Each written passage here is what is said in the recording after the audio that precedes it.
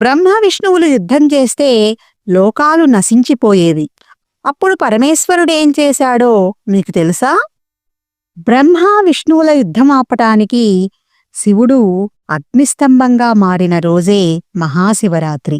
ఆ కథను మనం సవివరంగా తెలుసుకుందామా? అందరికీ మహాశివరాత్రి శుభాకాంక్షలు. ఒకసారి బ్రహ్మదేవుడు తన సృష్టిని చూడాలని లోక సంచారానికి బయలుదేరాడు. అప్పుడు క్షీరసాగరంలో శేషపాన్పుపై విశ్రమిస్తున్న మహావిష్ణువు కనిపించాడు. కాలప్రభావంతో బ్రహ్మకు రజోగుణం పెరిగింది. నేను సృష్టికర్తని, నువ్వు నా కుమారుడివి, నాకు నమస్కరించు అని అన్నాడు బ్రహ్మదేవుడు విష్ణుమూర్తితో.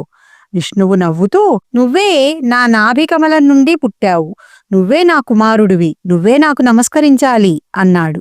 వాదన గొడవగా మారింది. హంసవాహనంపై బ్రహ్మ పాశుపతాస్త్రం సంధించాడు.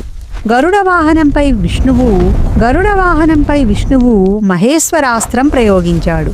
ఆ రెండు అస్త్రాలు ఢీకొని అగ్నిజ్వాలలు విరజిమ్మాయి.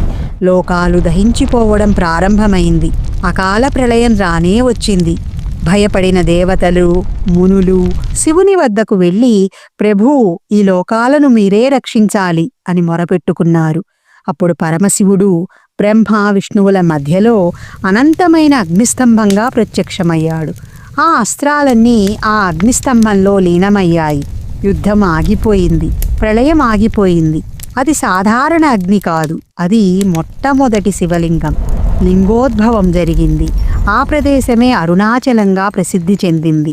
శివుడు స్వస్వరూపంతో దర్శనమిచ్చి ఇలా అన్నాడు, ఈ రాత్రి శివరాత్రి నాకు అత్యంత ప్రియమైనది.